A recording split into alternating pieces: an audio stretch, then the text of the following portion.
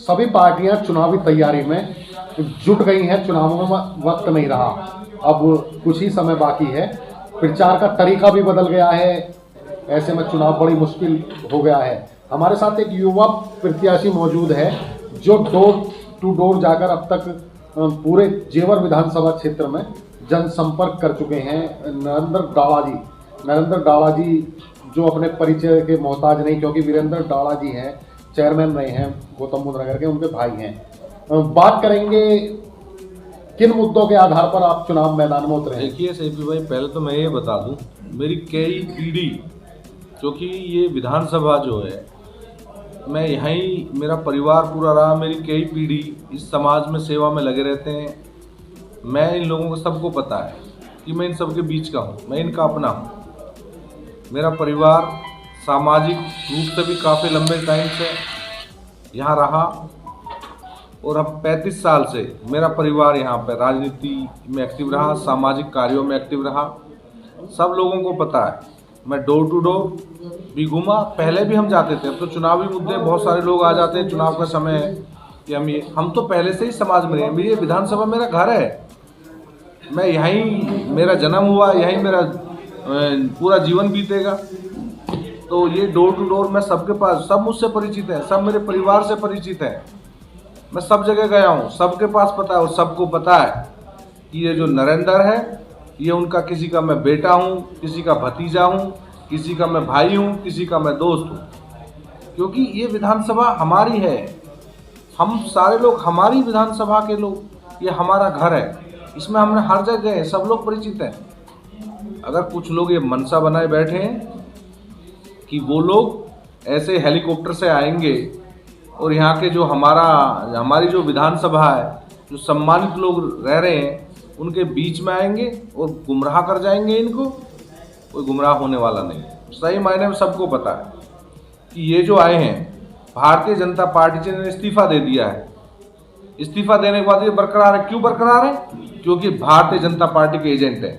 जहां इनको ये पता है कि जहां पे भारतीय जनता पार्टी का प्रत्याशी हार रहा है, इसको रोक रखा था, वो एजेंट बनकर यहाँ भारतीय जनता पार्टी के एजेंट बनकर ये आए हैं। कोई दिक्कत नहीं है, हम सब जगह जा चुके हैं और हमने पूरा सब लोगों का समर्थन और बड़े बुजुर्गों का हम आशीर्वाद ले चुके हैं। पूरी तरह से हम जनता में एक्टिव हैं, आज भी और हमेशा रहेंगे। अच्छा, क्या खास मुद्दे हैं आपके पास जिनके आधार पर आप? देखिए, पहले भी मैंने बताया, यहाँ के मुद्दे जो भी यहाँ के स्थानीय जनप्रतिनिधि रहे, चाहे वो समाजवादी के रही हो, समाज सरकार रही हो, चाहे मौजूदा भारतीय जनता पार्टी की सरकार है, इन्होंने किसी नौजवान के लिए, किसी किसान के लिए, हमारे बच्चों के लिए, महिलाओं के लिए किसी भी तरह का विकास, शिक्षा और स्वास्थ्य की कोई, इन्होंने रोजगार की कोई लोगों ने कोई व्यवस्था नहीं कराई।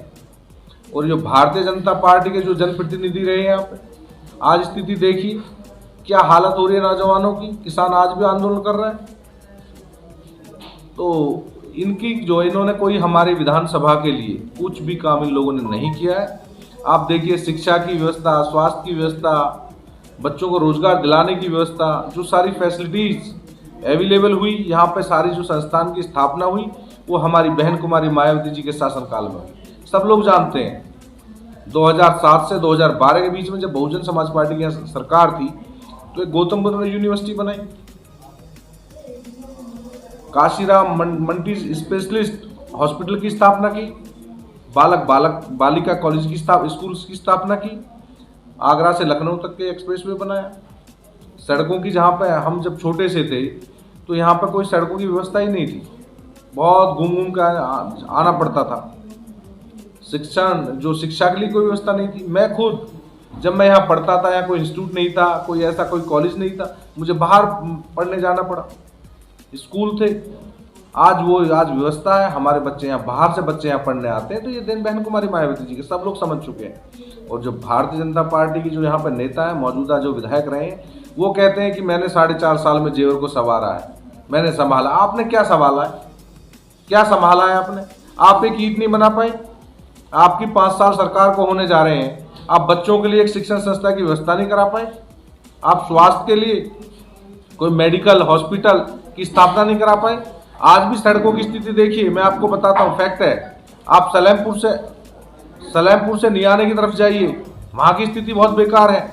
आप देखिए दनकौर वाली की सड़क की क्या स्थिति है, बदहाल स्थिति, पानी भरा रहता है। मैं अभी एक वीडियो में देख रहा था कि वहां इतनी बुरी स्थिति थी, लोग पैदल नहीं निकल पाते थे। क्या विकास किया इन्होंने। आप जेवर के गांव में जाइए, वहां की स्थिति है ये। और देखिए आप, जब समाजवादी की सरकार थी, उनकी मानसिकता इस जिले के प्रति देखिए। जब समाजवादी और लोकदल के गठबंधन की जहां पर सरकार थी, तो उन्होंने जिले को खत्म कर दिया। आज इसकी सरकार आई है, भारतीय जनता पार्टी की सरकार है, ये हमें कोई पहचान नहीं दे सकते। आज इन्होंने ब्लॉक को खत्म कर दिया। जो ब्लॉक हमारी पहचान थी, हमारे लोगों की, दनकौर ब्लॉक के लोगों की, उनकी पहचान ही खत्म करने का काम किया। ये क्या विकास करेंगे। ये नया तो कुछ कर नहीं पाते, और जो पुरानी पहचान उनको खत्म करने की प्रयास कर रहे हैं। वो प्रयास नहीं इन्होंने किया है।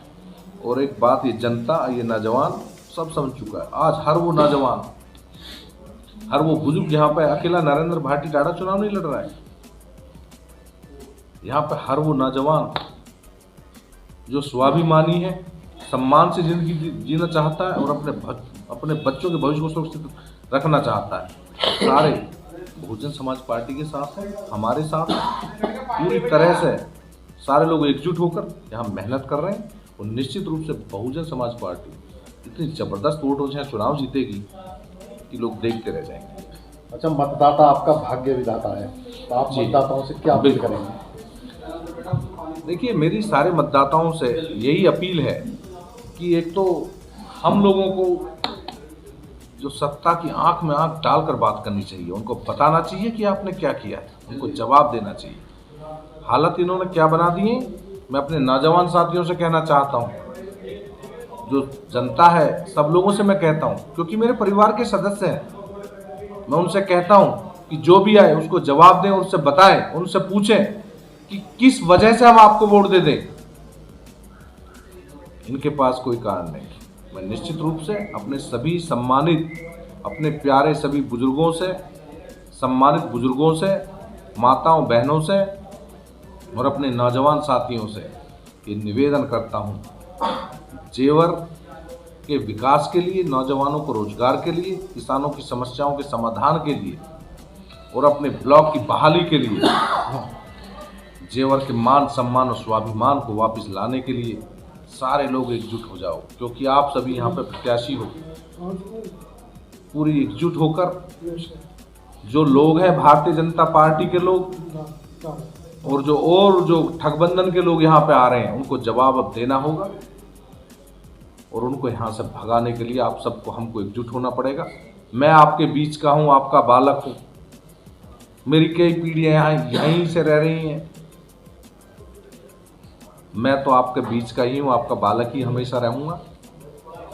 अब आप सब लोग, हर कोई नरेंद्र भाटी दाढ़ा बन जाना, पूरी ताकत से आप लोग एकजुट हो जाओ, क्योंकि कुछ फासिस्टवादी ताकतें आ रही हैं, कुछ धन बली आ रहे हैं, उनको जवाब देना है। और पूरी एक ताकत से एकजुट होकर अपने भाई, अपने बेटे के लिए पूरी ताकत से हमारे साथ आ जाइए। हम तो फिर कहते हैं, हम तो आपके हैं, आपके ही रहेंगे। बस मैं ज़्यादा नहीं कहूँगा। नमस्कार।